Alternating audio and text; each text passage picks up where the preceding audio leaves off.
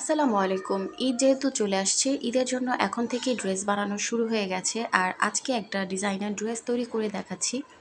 এটা নেটের উপরে বাটারফ্লাই সিস্টেমে, আর ভিতরের ড্রেসটা সেটা হচ্ছে কিন্তু দেখতে পাচ্ছেন আলাদাভাবে তৈরি করা গোল জামা হিসেবে, আর উপরেটা কোটি হিসেবে তৈরি করা, যেটা আপনারা এই কোটিটা এই ড্রেসের সাথেও পরতে পারবেন বা অন্য কোনো ড্রেসের সাথেও পরতে পারবেন। এরকম করে বানানো হয়েছে। তো ভিডিওটা পুরোটা আমার চ্যানেলে আছে, তো দেখতে চাইলে অবশ্যই সাথে থাকবেন এবং এরকম ডিজাইনের ড্রেস কিন্তু আপনারাও তৈরি করে ফেলতে পারবেন। প্রথমে আমি কিন্তু এখানে গজ কাপড় নিয়েছি, এখানে আমি 3.5 গজের কাপড় নিয়েছি। যেহেতু গোল জামা বানাবো, তো তার জন্য কিন্তু একটু ঘের বেশি দরকার। তার জন্য কিন্তু আমরা কিন্তু কাপড়টাকে একটু সমুচার মতন ভাঁজ দিয়ে নিয়েছি। যারা সেলাই কাজ জানেন তারা কিন্তু জানেন আমব্রেলা কাট স্কার্ট কীভাবে কাটতে হয়, সেম ওইভাবেই কিন্তু আমরা কেটে নিয়েছি। এবং বডি মেজারমেন্ট অনুযায়ী, কোমরের মেজারমেন্ট অনুযায়ী কিন্তু এখানে আমরা কোমর থেকে কাপড়টা কেটে নিব। যেহেতু আমাদের লম্বা হিসেবে একটু শর্ট হয়ে গিয়েছিলো, তার জন্য আমাদের এক সাইডে একটু জোড়া পড়বে, আর জোড়াটাও দেখা যাবে না, এরকমভাবেই দেওয়া হবে। আর এরকম লং করে জামা বানাতে গেলে কিন্তু জোড়া পরেই, যারা সেলাই কাজ জানেন তারা কিন্তু জানেন যে জোড়া পড়বেই। তো এরপরে কিন্তু জোড়ার কাপড়টাও কিন্তু কেটে নিব মাপ মতন, আর এরই সাথে কিন্তু আমাদের নিচের পার্টটা কিন্তু তৈরি হয়ে যাবে, কাটিং হয়ে যাবে। তো এরপরে আমরা এখন উপরের বডিটা কেটে নিব। এখন বডির মাপ অনুযায়ী কিন্তু আমরা এখন নিয়ে নিব, যার যেরকম মাপ ওই রকম মাপ হিসেবে নিয়ে নেবেন। আমি যার মাপের বানাচ্ছি তার জন্য লম্বায় কিন্তু 17 ইঞ্চি নিয়েছি, এবং কাঁধের মাপ এবং বডির যা আছে সব কিছু কিন্তু আমরা সালোয়ার কামিজ বা গোলজামা বানাতে যেভাবে আমাদের লাগে আমি কিন্তু সেম ওইভাবেই বানাচ্ছি। আর ড্রেসটা কিন্তু একটু ফিটিং বানাচ্ছি, কারণ আমার কাপড়টা শর্ট হয়ে গিয়েছিল, যার জন্য কিন্তু আমি ড্রেসটা অত লুজ রাখতে পারি নাই। আর যার জন্য বানিয়েছি সে তার মাপ মতনই ঠিক মতন হয়ে গিয়েছিল। আর নিচের থেকে একটু রাউন্ড করে দিয়েছি, যাতে আমাদের ড্রেসটা একটু চোখার মতন না বের হয়ে যায়। অনেক সময় গোলজামা বানানোর পর কিন্তু নিচের সাইড দিয়ে ঝুলে যায়, আর এই ঝুলে যাওয়াটার জন্য কিন্তু উপর থেকে এভাবে কেটে দিলে কিন্তু হয়ে যায়। আর এখন কিন্তু আমি হাতাটাও কেটে নিয়েছি, আর হাতাটা কিন্তু বড় হাতা নিয়েছি, যার জন্য কিন্তু আমি বেশি করে নিয়েছি। লং হাতার জন্য কিন্তু কাপড় একটু বেশিই লাগে, সো আমি কিন্তু বুঝতে পারিনি যে কাপড়টা কম হয়ে যাবে, যার জন্য কিন্তু একদম সমান সমান হয়ে গেছে, আমার শর্ট পরে নাই। এরপরে আমি যেটা করব সেটা হচ্ছে, আমি যে কোটিটা বানাবো সেই কোটির লম্বার মাপটা নিয়েছি।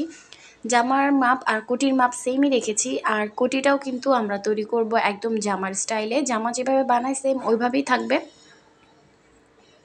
শুধুমাত্র আমাদের সামনের দিক দিয়ে খোলা থাকবে, আর ওইখান দিয়ে আমরা একটা ফিতা রাখবো, যেটা দিয়ে কিনা আমরা চাইলে বেঁধেও রাখতে পারি, চাইলে খোলাও রাখতে পারি, এটা জাস্ট আপনাদের ইচ্ছা মতন। সোজাসুজি বলতে বলা যায় যে আমরা সুন্নতি জামা যেভাবে বানাই ওই রকমভাবেই জামাটা আমাদের হবে। একদম উপর থেকে একটু বডি শেপ এসে নিচের থেকে হালকা একটু রাউন্ড হয়ে যাবে। তো দেখতে পাচ্ছেন আমি কিন্তু কেটে নিচ্ছি। আর এখানে কিন্তু আমি কাপড়টা বেশি এনেছিলাম, আর এই কাপড়টা আমার শর্ট পড়ে নাই, এই কাপড়টা একদম সমান সমান হয়েছে এবং বেশিও হয়ে গেছে। তো এরপরে কিন্তু সামনের কাপড়টা মাঝখান থেকে কিন্তু 2 ভাগ করে নিয়েছি, আর পিছের কাপড়টা কিন্তু আমাদের একদম আলাদা থাকবে, ওটা কোনো কাটিং হবে না। এখন হাতাটাও কিন্তু কেটে নিব। আমার ফেসবুক পেজ এবং ইউটিউব চ্যানেলে কিন্তু ঈদ উপলক্ষে কিন্তু অনেক ড্রেসের ডিজাইন এবার আপনারা পেয়ে যাবেন। তো অবশ্যই কিন্তু যদি ফেসবুক থেকে দেখে থাকেন অবশ্যই ফেসবুক পেজটাকে ফলো দিয়ে রাখবেন, আর যদি ইউটিউব থেকে দেখে থাকেন তাহলে অবশ্যই কিন্তু ইউটিউব চ্যানেলটাকে সাবস্ক্রাইব করে রাখবেন। এতে করে কিন্তু আমার চ্যানেলে যত নতুন নতুন ড্রেসের ডিজাইন বের হবে সব কিছু কিন্তু আপনারা দেখতে পারবেন, এবং সেখান থেকে পছন্দ করে আপনাদের জন্যও কিন্তু নিজেরা ডিজাইন করে বানিয়ে ফেলতে পারবেন। তো এখন কিন্তু আমি গলার কাজগুলো করে নিয়েছি, আর যারা সেলাই কাজ জানেন তারা তো জানেনই কীভাবে সেলাই করতে হয়। সেমভাবে আমাদের জামার ডিজাইন অনুযায়ী কিন্তু আমরা গলা হাতা সব কিছু সেলাই করে নিব। নেওয়ার পরে কিন্তু আমাদের নিচের যে গোল জামাটা সেটা হওয়ার পর কিন্তু আমরা উপরে পাটটা তৈরি করব।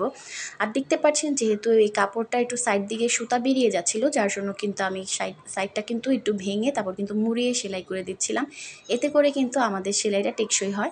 এরপরে নিচের অংশটাও কিন্তু এরকম চিকন করে কিন্তু সেলাই করে নিচ্ছি। আপনাদের কাছে যদি পিকো মেশিন থাকে তাহলে আপনারা কিন্তু পিকো করে নিতে পারবেন। এখন কিন্তু আমরা কোটিটার কাজ করছি, যার জন্য কোটির গলাটা একটু ভি শেপ দিয়ে একটু বড় করে নিয়েছি, আর এটা কিন্তু আমরা সেলাই করে নিচ্ছি আগে। এরপরে কিন্তু এখানে আমরা সেলাই করার পর মাঝখানের যে আমাদের কাটিংটা ছিল, যেটা আমরা 2 টুকরো আলাদা করেছিলাম, সেখানেও কিন্তু আমরা একটু চওড়া করে কাপড় নিয়ে তারপরে কিন্তু সেলাই দিয়ে দিচ্ছি।